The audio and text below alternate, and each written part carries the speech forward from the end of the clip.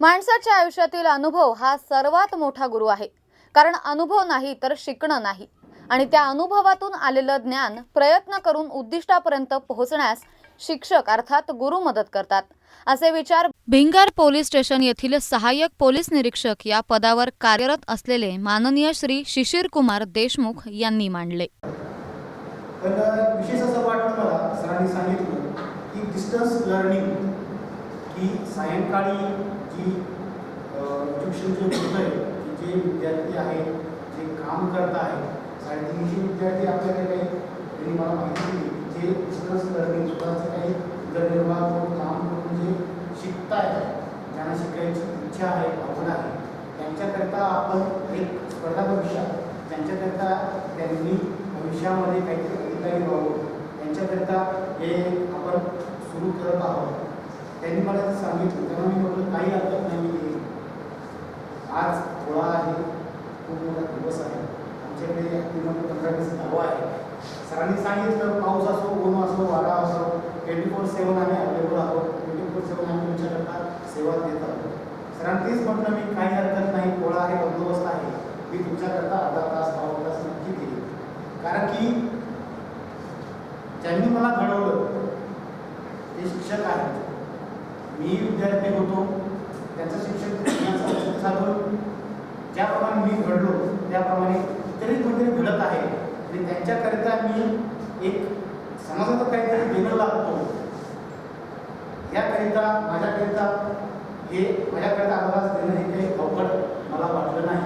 त्याकरिता मी त्यांना म्हटलं काही हरकत नाही मी बंदोबस्तामधनं वेळ काढेल आणि नक्की येईल आणि आलो. तेच सांगायचं आहे की स्पर्धा परीक्षा मार्गदर्शन केंद्रामध्ये आपण जे बघितलं पुस्तकं वगैरे आहेत छान पुस्तकं आहेत छान सर्व आहे. आता फक्त एवढंच आहे जे विद्यार्थी आहेत त्यांनी स्वतः त्यामध्ये सहभाग घेऊन स्वतः त्यामध्ये उत्स्फूर्त सहभाग नोंदवून त्याचा उपभोग घेणं त्यांची नक्की गरज आहे. आपण सर्वजण त्यांना जाणं उपलब्ध करून देत आहात पुस्तकं उपलब्ध करून देत आहात पण जोपर्यंत विद्यार्थ्यांमध्ये स्वतः एक ध्येय निश्चिती किंवा एक धोरण येत नाही तोपर्यंत काही होत नाही. सरांनी जोपर्यंत मला सकाळी विचारलं होतं सरांनी मला बोलले होते की तुम्ही एज्युकेशन केलं काय केलं वगैरे तर 2006 पासून 2008पर्यंत मी BSc केलं. BSc करत असताना BScमध्ये केमिस्ट्री आहे केमिस्ट्रीमध्ये माझं एज्युकेशन चालू होतं. तर चालू असताना 2006 ते 2008 या दरम्यानमध्ये बुलढाणा जिल्ह्यामध्ये कुठलाही असा क्लास अस्तित्वात नव्हता. कुठलाही क्लास नव्हता कुठलंही मार्गदर्शन नव्हतं. 1998ला 2002ला 2003ला 1998 पासून 2005 पर्यंत हा MPSC मधला सगळ्यात मोठा ब्लॅक जो म्हणतात ब्लॅक मस्त ब्लॅक जो आहे तो आहे. आम्ही ते क्षेत्र निवडलं. क्षेत्र निवडायचं एवढंच कारण होतं की आमच्यासमोर जे वरिष्ठ जे होते म्हणजे आमचे सिनियर जे होते ते त्यामध्ये अभ्यास करायचे. माझे जे सिनियर जे होते ते STI झालेले होते. 2007ला एक्झाम झाली होती तर ते STI झालेले होते काही शिक्षक.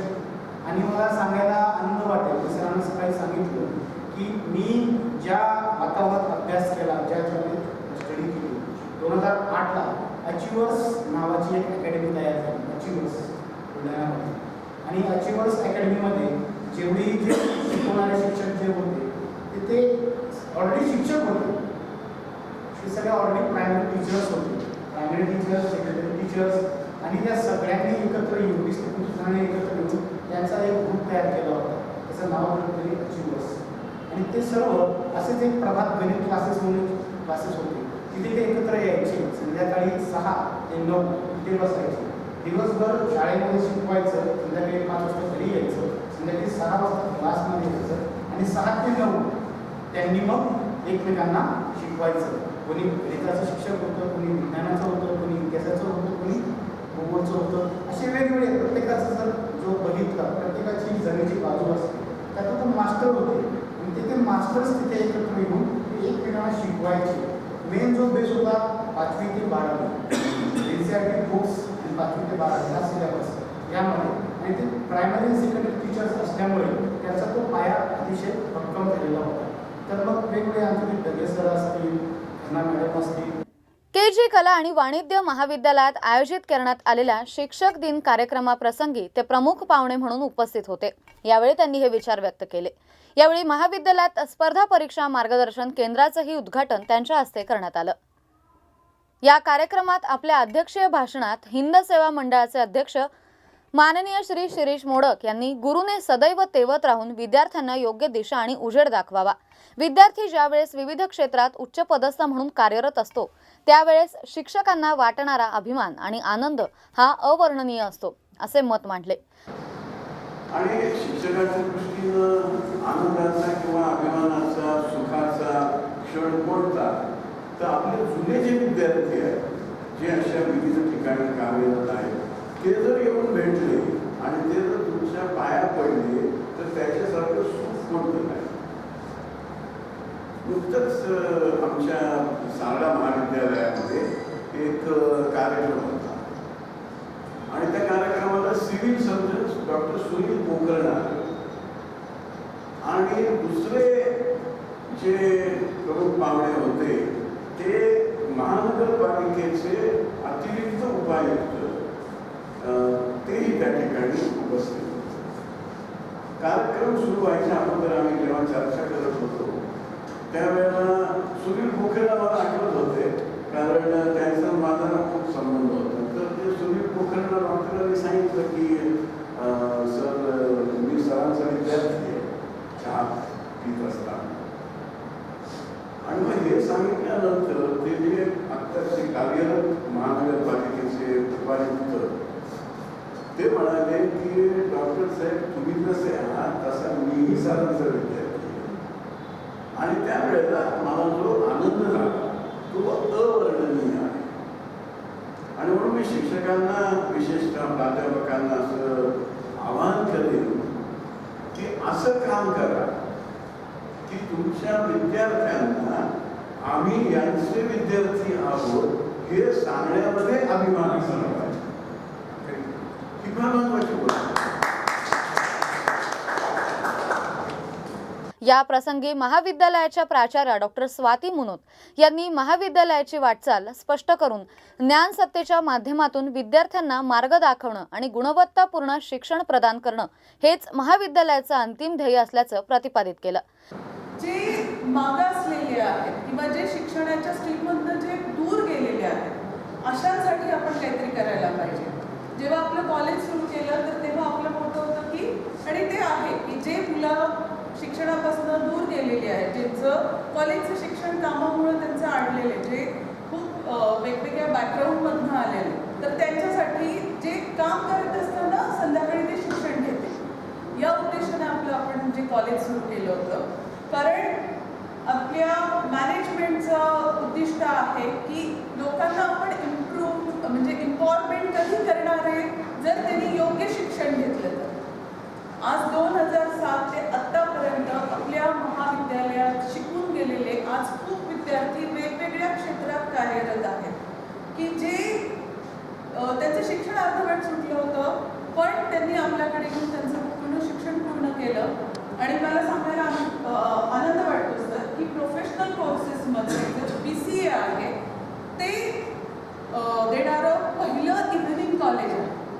त्याच्यानंतर जे अफकोर्स निर्माण झालेले आहेत पण आपलं कॉलेज हे 2007 पासून पहिल्यांदा आपण या सगळ्या गोष्टी राबवलेल्या आहेत। गुणवत्तापूर्ण शिक्षण प्रदान करणं हे आपल्या कॉलेजचं वैशिष्ट्य मानलं गेलेलं आहे आणि त्याचं सर्टिफिकेशन आपल्याला ISO मिळालेलं आहे। ग्रीन ऑडिट पण आपलं आहे। गेले 6 वर्ष झालं आपण या क्षेत्रामध्ये काम करतोय। एन्व्हायरमेंटल मॅनेजमेंट सिस्टीम जी आहे ती आपल्याकडे राबवली जाते। आपल्याला सेंट्रल गव्हर्नमेंटचं पण सर्टिफिकेशन मिळालेलं आहे। तर संस्थेचे विश्वस्त संचालक माननीय श्री किशोर मुनोत यांनी विद्यार्थ्यांना अंगी असलेल्या कला गुणांना वाव देऊन कुठल्याही परिस्थितीत न डगमगता आत्मविश्वासाने जगा असा मौलिक सल्लाही दिला।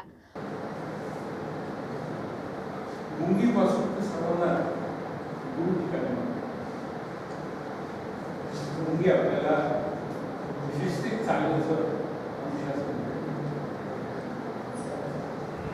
ते करत असताना टेक्सटाईल इंजिनिअरिंग पासून सिव्हिल इंजिनिअरिंग मेकॅनिकल इंजिनिअरिंग ही सर्व कामं 2005 साली टीचर मनात आला आणि त्यावेळेपासून इथे आम्ही हिंदी मिडियम शाळा चालवतो. तर त्या शाळेकडे पाहायला सुरू आणि ते पाहत असताना एक डोक्यात विचार आला, आपण दहावीपर्यंत जाऊ या ठिकाणी आर्मी पर्सनची मुलं हिंदी मिडियम शाळेमध्ये आहेत. तसेच हिंदी भाषिक प्राध्यापक जे लोक आहेत त्यांची मुलं पाल्ले या ठिकाणी शाळेत ते 11वी-12वी सुरू होते. त्यासाठी प्रयत्न करत असताना मिरीकर सर, शिकोळे सर आणि स्वाती मॅडम या आमच्याकडे आल्या कोणत्याकडून भेटायला. कोणते म्हणाले की हा विषय आता तो सगळा तो पाहतोय. आम्ही चर्चा केली आणि आम्ही कामाला लागलो. 2007 साली सर आम्हाला यश मिळालं आणि आम्हाला महाविद्यालय सुरू करायला परवानगी मिळाली. परवानगी मिळत नव्हती, तो उल्लेख करायला मला काही हरकत वाटत नाही. तत्कालीन राष्ट्रवादी काँग्रेसचे प्रदेशाध्यक्ष अरुण मुंद्रक यांचे माझे व्यापारी संबंध होते, ते कापसाचे व्यापारी आणि दिलीपजी वळसे पाटील प्रशिक्षण मंत्री. ते कार्यक्रमाला नगरला आले, त्यांना मी भेटलो आणि त्यांना सांगितलं तुम्हाला का द्यायचं, तुम्ही दिल्ली कॉलेज म्हणतात तर का द्यावं. म्हटलं सर BBA आणि BCA सारखे अभ्यासक्रम आम्हाला मिळाले तर या अभ्यासक्रमाला कॉलेज अटेंड करणं आणि कॉलेज जर अटेंड केलं 80-80चे जर 2 वर्ष आम्हाला मिळाले तर 3 वर्षानंतर 160 विद्यार्थी म्हणजे 160 कुटुंब त्याचा उच्चारण करू शकतो. आणि शहर जी मुलं या ठिकाणी कमवा शिका या धर्तीवरती येतील ते दिवसभर काम करू शकतात, संध्याकाळी महाविद्यालयात. त्यांनी मला ऑफर दिली की आमच्या राष्ट्रवादीच्या मार्केटिंग सेल्सचे तुम्ही प्रमुख व्हा. म्हणून मला ते काही नको आहे, मला आधी महाविद्यालयात परवानगी द्या. आणि असं करत त्यांनी महाविद्यालयात परवानगी दिली. आधी ठीक आहे 43 विद्यार्थी होते, पहिल्या 33 विद्यार्थ्यांवरती 22 जुलै 2007 ला महाविद्यालय सुरू केले. शिक्षणाची ओढ होती. कोरोनाच्या पार्श्वभूमीमुळे गर्दी होऊ नये या कारणास्तव याचं फेसबुक सारख्या सामाजिक माध्यमांद्वारे देखील लाईव्ह प्रसारण केलं गेलं. यावेळी प्राध्यापक आनंद त्रिपाठी यांनी सूत्रसंचालन केलं तर डॉक्टर वर्षा कीर्तने, प्राध्यापक स्नेहल बोरावके यांनी आपलं मनोगत व्यक्त केलं.